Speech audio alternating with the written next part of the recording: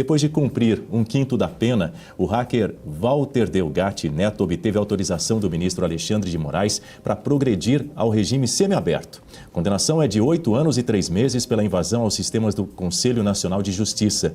Na decisão, Moraes afirmou que estão preenchidos todos os requisitos legais para a progressão de regime, como o tempo de pena cumprido e bom comportamento. Com a mudança, Delgatti deverá ser transferido para uma colônia agrícola industrial ou unidade semelhante. A Secretaria de Administração Penitenciária de São Paulo vai definir o local. O ministro destacou que a progressão pode ser revogada em caso de novo crime ou descumprimento das condições impostas, inclusive o pagamento de multa. Delgatti, conhecido pela Operação Spoofing e pela Vaza Jato, cumpre pena de 8 anos e 3 meses de prisão pela alegada invasão, em 2023, dos sistemas do Conselho Nacional de Justiça, supostamente a mando da ex-deputada federal Carla Zambelli, atualmente presa na Itália. Na ocasião, o hacker teria inserido na plataforma da Justiça um mandado falso de prisão contra Moraes. Agora, como isso afeta o caso de Carla Zambelli, que permanece presa na Itália, aguardando extradição? Para discutir a reação da defesa, nós vamos receber aqui o doutor Fábio Pagnosi, advogado de Carla Zambelli. Bom dia, doutor, seja muito bem-vindo. Participam dessa entrevista com o senhor Marcos Vanucci e Berenice Leite. Obrigado por estar conosco. Bom dia, Daniel. Bom dia a todos, Berenice, Marcos. Prazer estar com vocês aqui pela manhã. Eu começo fazendo a primeira pergunta para o senhor. Qual foi a reação imediata ontem, a reação imediata aí do senhor, da defesa, dos advogados de Carla Zambelli, a essa autorização dada pelo ministro Alexandre de Moraes para que Walter Delgatti progrida ao regime semiaberto? Vocês veem isso como uma inconsistência no tratamento dado aos envolvidos em um mesmo processo? Com certeza. O que nós vemos aqui é uma seletividade por parte do ministro Alexandre de Moraes, onde um hacker que foi a pessoa que invadiu o sistema, o Conselho Nacional de Justiça, inseriu dados falsos para a prisão do próprio ministro Alexandre de Moraes, mais 13 outros alvarás de soltura, inclusive de presos que Carla Zambelli nunca sequer ouviu falar, inclusive um preso primo do próprio hacker, e sem contar também da Operação Spoofing. Quem não lembra, foi uma operação onde teve também celulares, e-mails e computadores de autoridades que foram hackeados pelo próprio hacker Walter Delgatti, onde ele foi condenado a 20 anos e 1 mês de prisão. E essa operação ela foi há 5 anos e meio atrás, Daniel. Ou seja, nós tivemos aqui o caso com Carla Zambelli no CNJ, uma operação, na verdade um processo que durou 2 anos e 2 meses, se eu não me engano, e esses 2 anos e 2 meses eles foram indiciados, ocorreram todos os recursos ali de parte, de flash, de parte muito rápida no Supremo Tribunal Federal, só que depois disso, 2 anos e meio saiu a condenação, o transitado em julgado, onde, se compararmos com a Operação Spoofing, ela continua na 10ª vara do Distrito Federal, ou seja, está na primeira instância ainda, e esses 20 anos provavelmente vão ficar lá, vai saber o que ele fez ali de acordo para poder continuar com o processo parado, e o da Carla Zambelli, seletivo, demorar só 2 anos para condenação. Então nós vemos isso como mais uma seletividade por parte do Supremo Tribunal Federal, quando se colocam em xeque políticos da direita e uma eleição chegando. Então nós vemos aqui a afronta a 3 artigos aí da Constituição Federal, facilmente, mas hoje a defesa ela vai ter que esperar uma troca de governo para podermos entrar com recurso, uma revisão criminal, para que se revise todas essas obscuridades que aconteceram durante o processo da Carla Zambelli, sem direito ao 2º grau de jurisdição, mas com certeza se hoje entrarmos com esse recurso criminal, vai cair na mão do próprio ministro Alexandre de Moraes, ou seja, um juiz singular que não poderia também ser parte do revisor, mas é o que nós estamos vivendo hoje no Brasil com o STF, infelizmente. Berenice Leite faz a próxima pergunta para o senhor.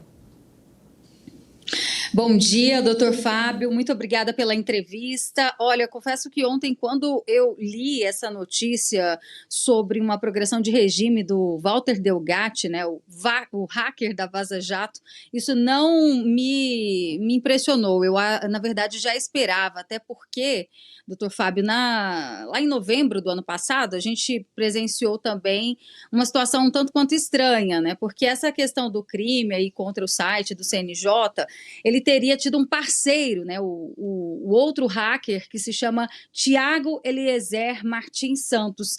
E a Polícia Federal, em novembro, só a título de informação para a nossa audiência, ele teve todos os seus equipamentos periciados e devolvidos para ele, algo que a gente não vê acontecer, né? Nós vemos aí buscas e apreensões, por exemplo, contra deputados de direita, e muitos reclamam que nunca mais recuperaram seus notebooks, seus celulares, e nesse caso específico devolveram tudo para o parceiro do Walter Delgatti.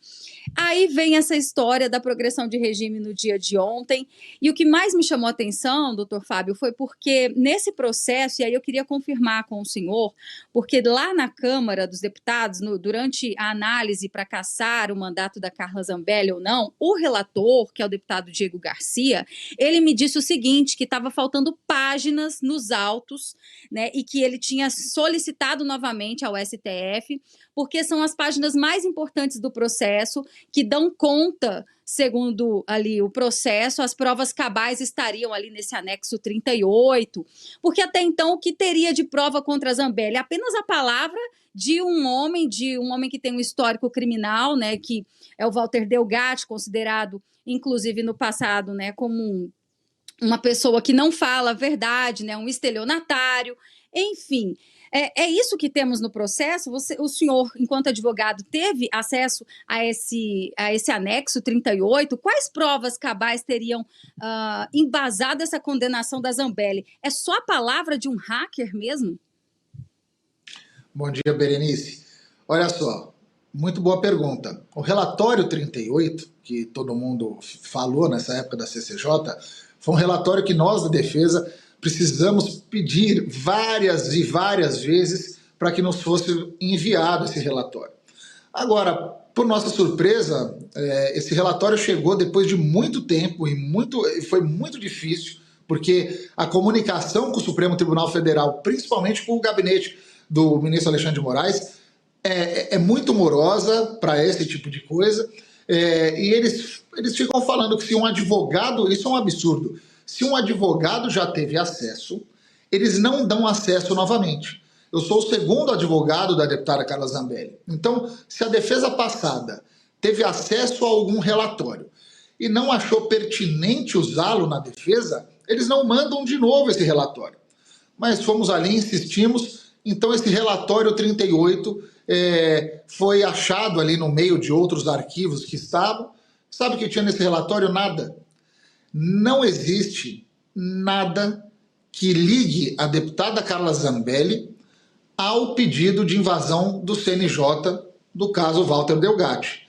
Também os equipamentos eletrônicos periciados pela Polícia Federal e também pelo o perito contratado da Carla Zambelli, não foi achado nenhum indício que comprovasse a ligação para os crimes. O próprio agente federal, que nós chamamos para ser ouvido na CCJ e não compareceu, o que para mim, o funcionário público, tem o dever sim de comparecer e falar a verdade, ele colocou em seu relatório que não foi achado mesmo nada que evidenciasse a Carla Zambelli como mandante do crime, e sim apenas conversas pessoais, de cunho pessoal, que na CCJ também essas conversas foram colocadas ali para todos os deputados olharem.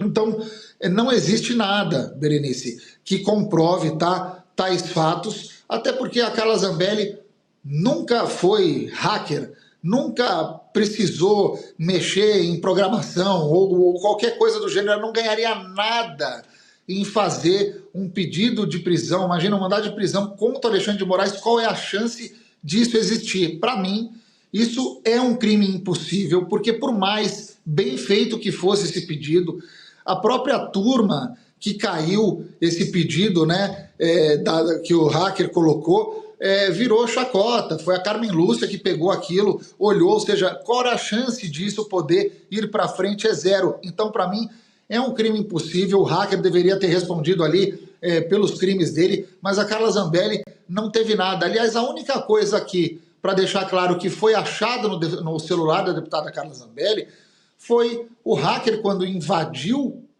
ele enviou ao celular dela e de várias outras pessoas, inclusive vários jornalistas, esse arquivo mostrando que tinha um pedido do CNJ para prender o ministro Alexandre de Moraes e mais esses outros 13 mandados de soltura, alvarás de soltura. Fora isso, não existia nada, Berenice, nada mesmo. Quem faz a próxima pergunta para o senhor é o Marcos Vanucci. Muito bom dia, doutor Fábio. Prazer revê-lo aqui pelas lentes da Oeste. Estive com o João Zambelli recentemente aqui na Avenida Paulista e falamos muito a respeito de tudo que nós passamos aqui. Só para o senhor ter uma ideia, eu perdi meus pais por causa da minha prisão. Só para vocês terem uma ideia da gravidade. Hoje, 3 anos após o fatídico 8 de janeiro, talvez eu consiga falar desse tema sem me emocionar tanto, mas é sempre muito pesado. Se nós discorrermos aqui, doutor Fábio, de todas as ilegalidades, as arbitrariedades, as inconstitucionalidades e, sobretudo, sobre as imoralidades de todos esses processos, nós teríamos que ter aqui um programa de 10 horas para discutirmos sobre isso. Mas a gente acabou de ver aqui na abertura do colega Daniel que ele fala que o Alexandre de Moraes, né, aquele que se sente o dono do Brasil, diz que a progressão de pena de Delgatti cumpre exatamente os requisitos básicos, né, que diz a lei. Mas me parece que a lei está sendo descumprida há muito tempo. Se nós fizermos um comparativo em relação ao processo de Daniel Silveira, que é tocado pelo colega Dr. Fábio Faria, e o processo da Carla Zambelli, a gente vê muita similaridade.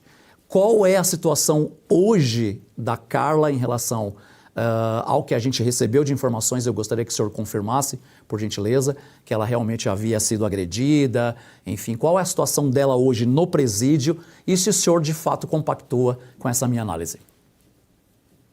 Bom dia, Vanucci. Compactuo, sim, completamente com a sua análise. E hoje a situação da deputada é muito triste, né? Olha só, ela está em outro país, ela não fala um italiano fluente, ela estava numa cela por causa do governo brasileiro, que enviou às autoridades italianas, dizendo que Carla Zambelli colocou aquele episódio da arma e falou que a Carla Zambelli era de alta periculosidade, que ela poderia fugir do presídio. Imagina, um presídio feminino, mas o presídio assim, com uma estrutura muito grande. Como que a Carla Zambelli fugiria de um presídio? Então, primeiro que existiam várias formas alternativas à prisão que a Itália poderia ter concedido. Com a tornozeleira eletrônica, com a escolta policial na frente do prédio dela, ela tinha endereço certo. Então a prisão já foi estranha na Itália, não foi uma prisão simples, porque podemos ver aqui o meu amigo, o Tagliaferro, está solto, assim o Bottura está solto. Então a Carla Zambelli, ela foi peculiar, ela foi diferente e o governo da Itália normalmente não é dessa forma. Então, quando ela entrou nesse presídio e foi então esse relatório dizendo que ela era uma presa perigosa, eles colocaram num andar onde só existiam presos de alta periculosidade. Então ela dividia a cela com homicidas. Ela estava, eu lembro de uma das detentas, da primeira vez que assim que ela chegou no presídio, essa detenta tinha matado o pai, né, a facada. Uma outra tinha matado uma companheira de cela. E isso, ela presa lá numa cela, e quando eu falo presa numa cela, é presa numa cela mesmo. Por quê? Porque como eram celas de presos perigosos, eles ficavam confinados dentro da cela 23 horas e 30 minutos por dia. Ela tinha meia hora de sol, mas dividido em intervalos de 15 minutos. Então ela ficava realmente ali reclusa sem poder olhar praticamente a luz do sol, porque ela ficava com medo de todos que estavam ali. Então, na hora do sol, ela disse que não saía, ela continuava na cela, com medo do que podia acontecer lá fora. E dessa forma ela tinha também uma pessoa que deixava ela dormir numa cama, porque eram beliches altas. A Carla, cheia de remédio, diferentes ainda dos remédios solicitados pela defesa.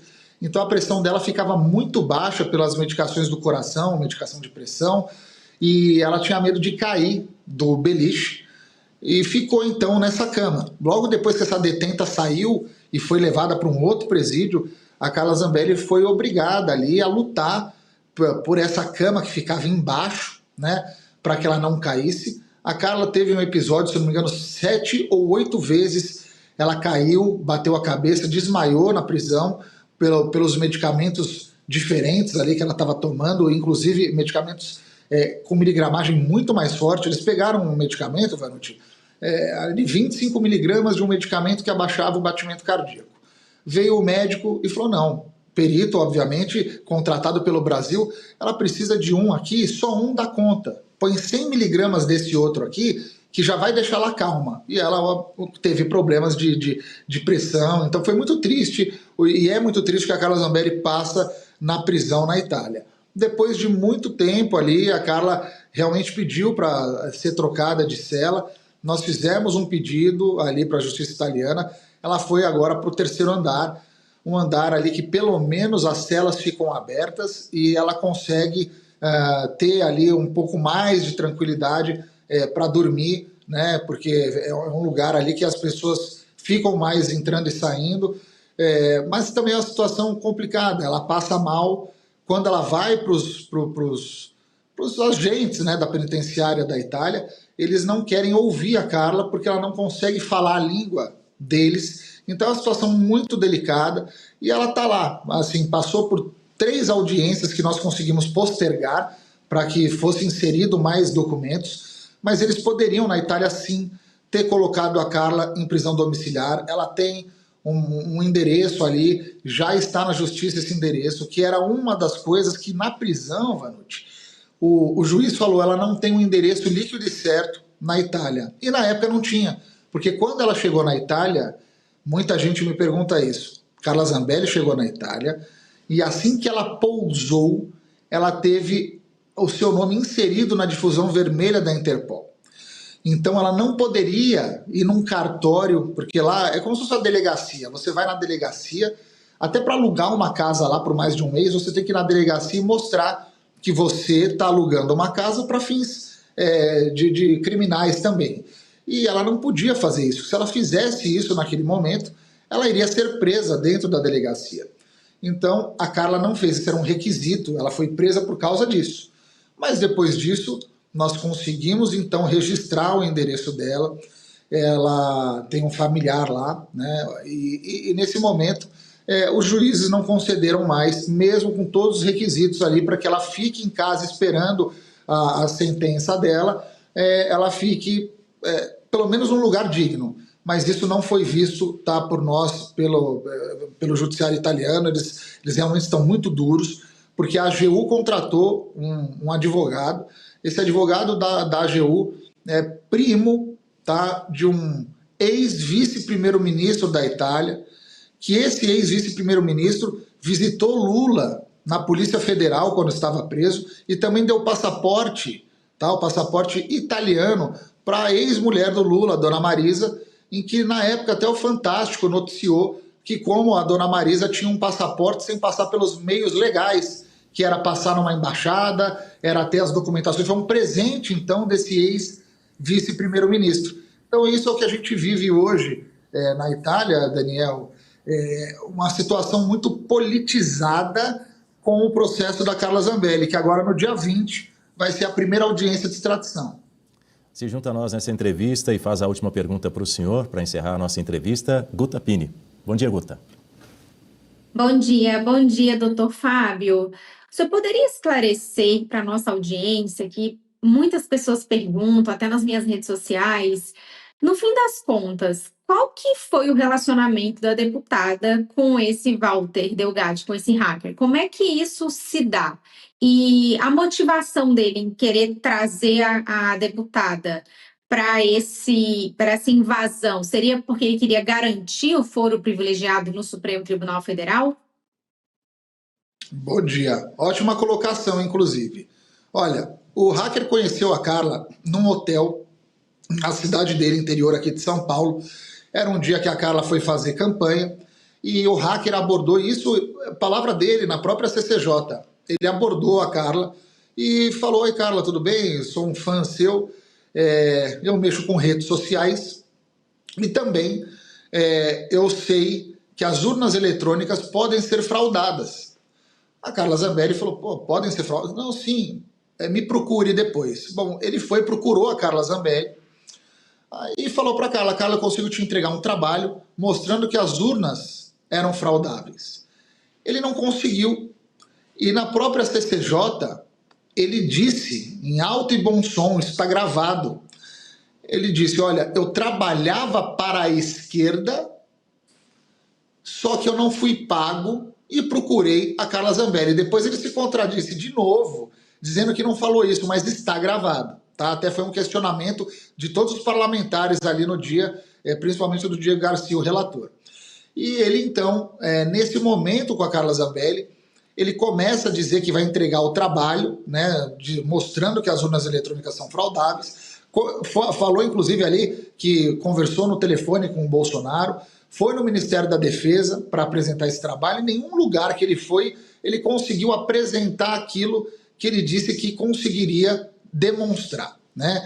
Depois desse tempo, ele e a Carla não se falaram. A Carla foi se afastando dele porque viu que era uma pessoa complicada. Ele ficava chamando a Carla para poder ter consulta num hospital que ele estava com um problema de saúde. Ele é uma pessoa que ficou ali tentando ser muito íntimo da Carla e a Carla ali deixando de atendê-lo, né? Depois de um tempo, ele sumiu. Veio até a Carla e falou: você consegue um emprego para mim? Eu tô precisando de dinheiro. A Carla disse: olha, eu não posso te empregar, né, no meu gabinete, não teria motivo para te empregar, eu não posso te ajudar. Questão de financeiro, eu posso te ajudar no hospital. E a Carla fez. A Carla conseguiu uma consulta para ele no hospital, que ele disse que estava com um problema intestinal muito grande. Inclusive é isso que tem a conversa entre Carla Zambelli e Walter Delgatti no WhatsApp, inclusive é essa. E passa esse tempo, ele envia para ela depois esse pedido de prisão, né, mandado de prisão contra o próprio ministro Alexandre de Moraes, sem nunca a Carla ter pedido. Ou seja, quando foi negado a ele, né, um emprego, ele não tinha ali mais por que gostar da Carla Zambelli, ele enviou isso a ela, a Carla nem respondeu a essa mensagem. E muito estranho também, nós estamos falando aqui de um hacker, né? Como um hacker deixa todos esses rastros no celular dele, né? Um hacker, ele deveria ser, no mínimo, cauteloso. Então, tudo isso que ele fez estava em seus e-mails, estava no seu celular, o que a defesa já fica ali pensando que isso não foi uma coisa tão sem querer, foi muito pensada. E eu acho, dessa questão do foro privilegiado, dele querer ir para o STF, também foi uma coisa pensada, porque ele sabia que só ia ficar naquela turma e acabou, não teria que passar num crivo de primeira, segunda instância. Mas também, só corroborando, esse caso do hacker e da Carla Zambelli nem poderia estar no STF. Ele teria que começar na primeira instância. Por que eu digo isso?